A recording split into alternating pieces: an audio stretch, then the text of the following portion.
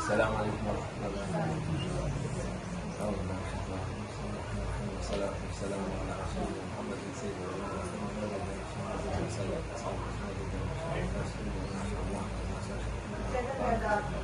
tarikatına ve sohbına ve kayıtlarına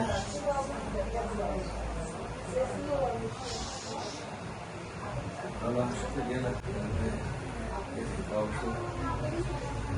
2 sene oldu. 2 sene fazla.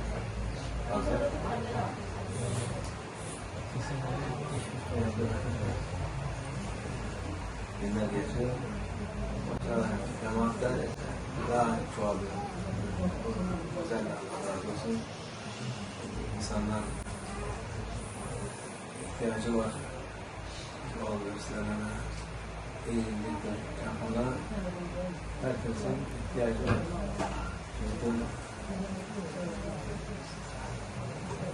Çünkü menfaat dünyası, menfaat dünyasıdır. Şimdi daha fazla menfaat için herkes şey yapıyor. Menfaat dedi yani faydalanmak istiyor ama menfaat var, Allah rızası için olan menfaat var. Allah'a yönelim, ondan hayır isteyip halis olarak bir menfaat var. O esas yarayacak menfaat olur. Kazanç olur. Başkasının sırtından menfaat yapıp da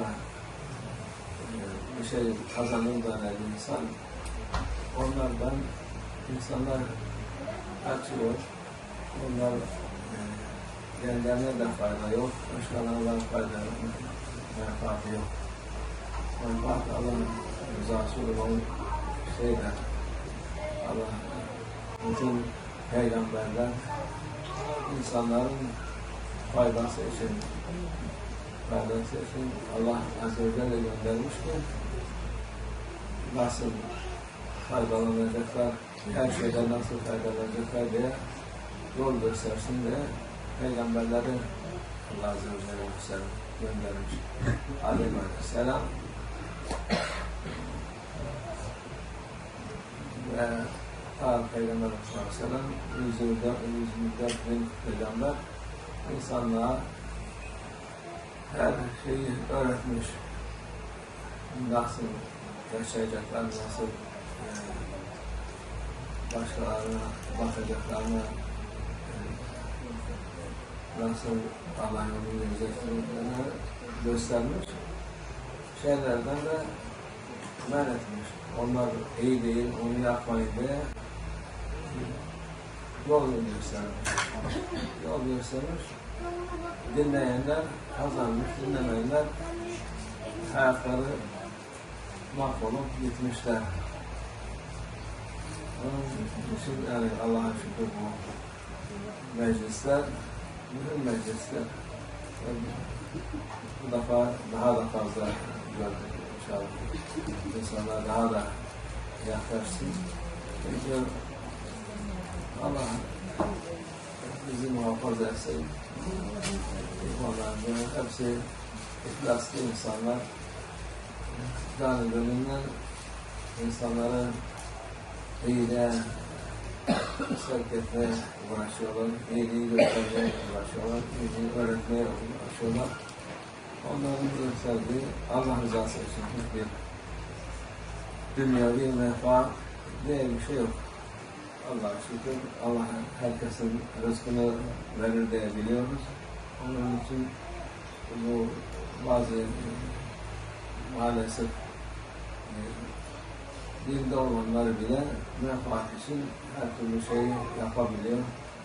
Ondan sonra millete dinden kaçınca ne için böyle oldu diye şikayet ediyorlar. Şikayet etmeye gerek yok. Sen ihlasla ya, sen doğru yolu göster, doğru bildiğini, öğrendiğini başkalarına da öğret. O senin en büyük yararın, en büyük kazancın olur. Çünkü iyi insanlar birbirlerine destek olması lazım, birbirlerine yol göstermesi lazım. Yol gösterince de yani güzellikle olsun, zorlama yok. Herkes yapabildiği kadar yapsın. Yapamadığını Allah affetsin. Niyet yapmaktır. Niyet olduktan sonra Allah insanın yapmadığını niyetine göre el hesabını verir. İnsanın niyeti amelinden daha hayırlıdır diyor Peygamberimiz hadis-i şerif. Niyet ettim bu şey yapacağım, bu iyiliği yapacağım. Fırsat olmadı. Ondan sonra yapamadım. Allah Azze ve Celle onu muhakkak yazar. Şimdi bir iyilik yapmak, bir iş, güzel bir iş yapacaksa Allah ona 10 sevap yazar. Yok, niyet ettim, 10 sevap şey yapamadım. Onun niyetine göre bir sevap kazanmış olur. Bir kötülük yapmaya niyet etti. Niyetine yapmadıktan sonra bir günahı yok. Yaparsa onun da bir tane günah sayılır. O günahta tövbe istiğfar ederse onu da Allah bağışlar, onu da günah yazmaz. İşte bu yol, İslam yolu, Peygamber sallallahu aleyhi ve sellem yolu güzel olan yoldur. Ama insanlar nefislerine uyup ondan uzak korkuyorlar, bir şey, kötü bir şey zannediyorlar. Yani, kendilerine zor gelecek diye bırakıyorlar. Bazıları sonra yapalım derken ömür geçiyor, yapmıyorlar. Bazıları da baştan beri hiç şey yapmıyor. Onlar daha durumları zordur.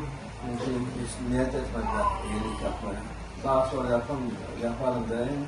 Hiç olmazsa niyet etmiştir. Niyetine göre Allah beni affeder inşallah. Allah aşkına şimdi bu ay günleri geçti, kurban günleri geçti. Mübarek aylar daha bu mübarek ayların sonudur. Üçüncü, üç tane Zülkade, üçüncü Muharrem, bir tane daha bir ay. Muharrem ayları Allah izniyle çok mübarek günlerdir. Onlardan bize ikramdır. Allah Azze ve Celle ikram niyet ederiz.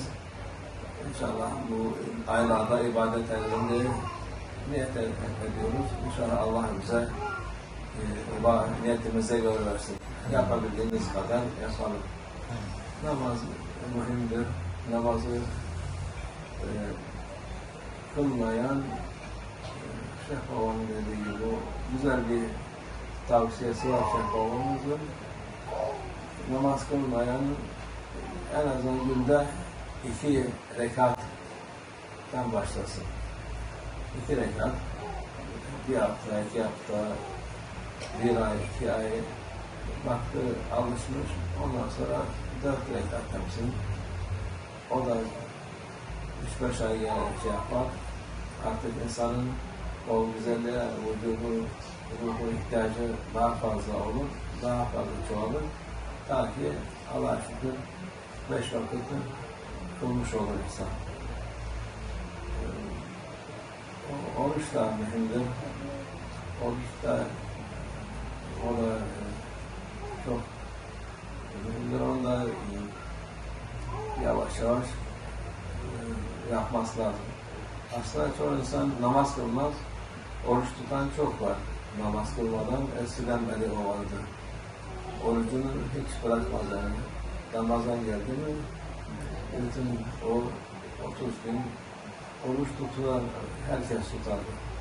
Namazı kılmazlardı. Bazıları cumadan cumaya, bazıları bayramdan bayrama ama oruçlarını tutarlardı.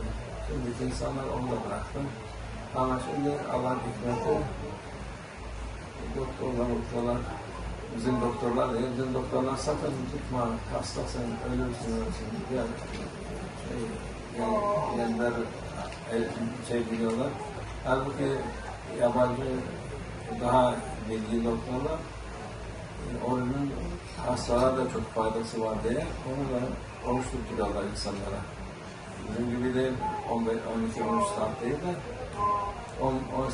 18-20 saat oruç tutturuyorlar insanlara. Allah Azze ve Celle'nin Peygamber'in yolu insanın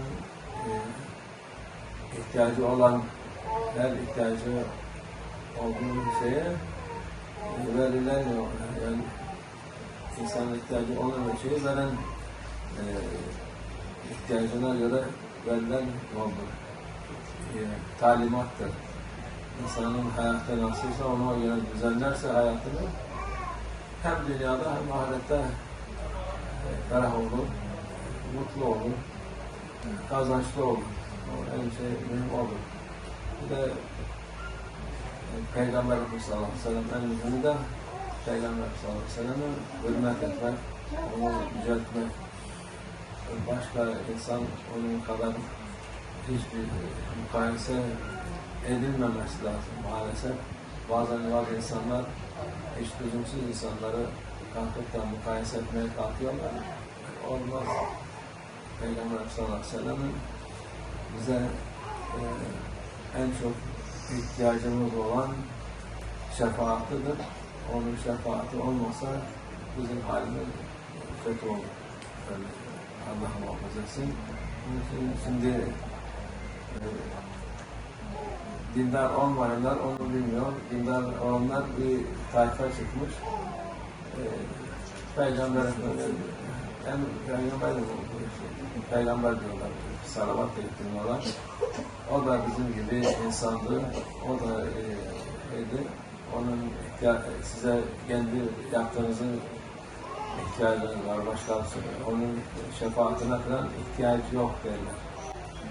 Şefaat edersen sen Allah'a şerik, ortak kıldın derler.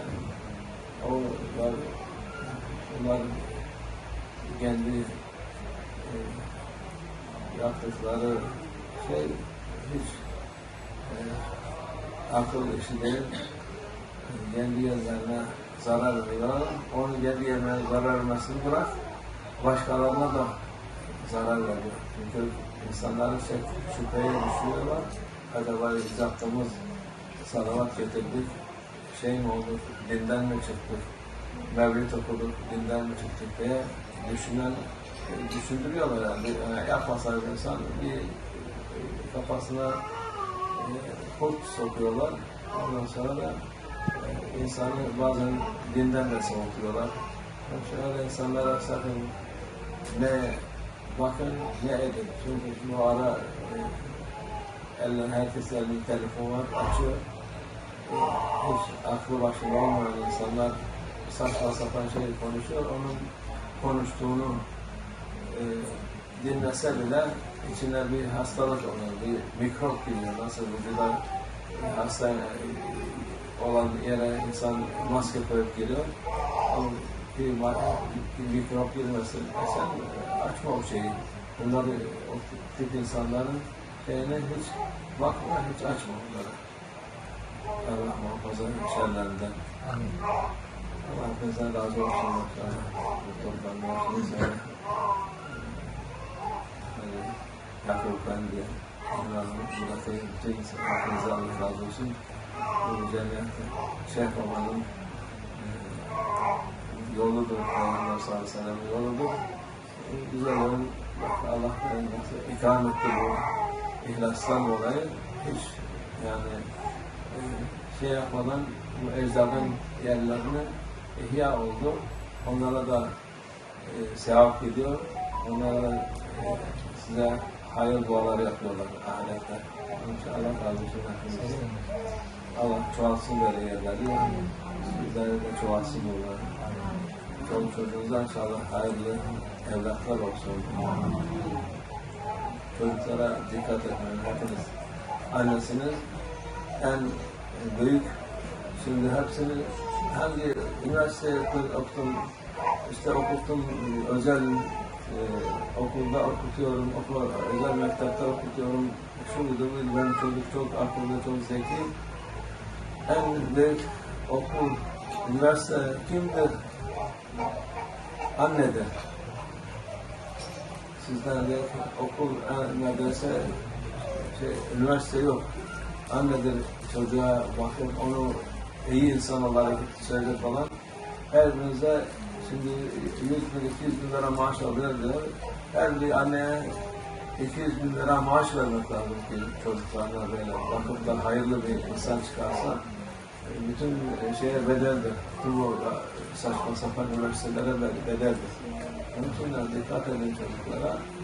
Başka ne varsa çocuğa da çocuğa bakacaksınız diye çocuğun emrinde olmayacaksınız.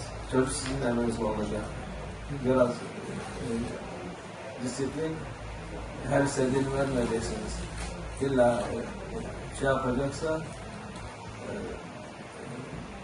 tutturursa var ama çocuklar da böyle zaten anneyi yumuşak olunca tutturuyor istediğini koparana kadar. Gene de vermeyin ta biraz sonra verin. Yani 1 saat sonra, 5 saat sonra verin ki kıymet bilsin. Hemen daha evladım ne istiyorsun? Bu yolcan mı istiyorsun, bunu istiyorsun diye daha çocuk istemeden onun emrinde olduğunu maalesef bu insanlar. Ama da yani bunlara da dikkat etmemiz lazım. Yani çocuğun yani iyi olmayan şeylere ben farkım onlara dikkat etmem. Allah razı olsun. Meclisiniz daim olsun. Dünya ahire saadet olsun. Salatu vesselamu ala Resulullah seyyidina ve ahirin. اللهم اجعل جمعنا هذا جمعا مغفورا تبارك وتعالى معصوما ولا تجعل فينا شقيا ولا محروما اللهم يسر امورنا وفرج قلوبنا وديننا اصلح واحكامنا حسن القدير الاحسان احسن العلم واحسان القدير يا فتح الابواب فتح الخير الباب فتح وعلى اله كل ابواب رحمتك ورزقك وذكرك وحلال السعدان من الصالحين Toplumumuz daim olsun, değerli olsun, sağ olun. Hayırlı bereketli olsun, sağ olun. Ahiret, saadet olsun hepimizin. Hizmetiniz daim olsun. Şanlarımızın dertlerden olsun. Hastalara şifa olsun, dertlerden olsun. Borçlulardan olsun. Evlilik olsun, kısmet. Evlilikte hayırlı evlilik olsun. Beklerden hayırlı evlilik. Hayırlı zürretler olsun. Bütün ihvanlarımıza Allah size muhabbet versin. Kalplerine Allah'a böyle muhabbet, Peygamber'in muhabbetiyle de olsun kalplerine inşallah. Nur iman olsun inşallah. Allah'ın hayır maksatlarını varsa içimizde Allah versin. Daha iyi. Fatiha.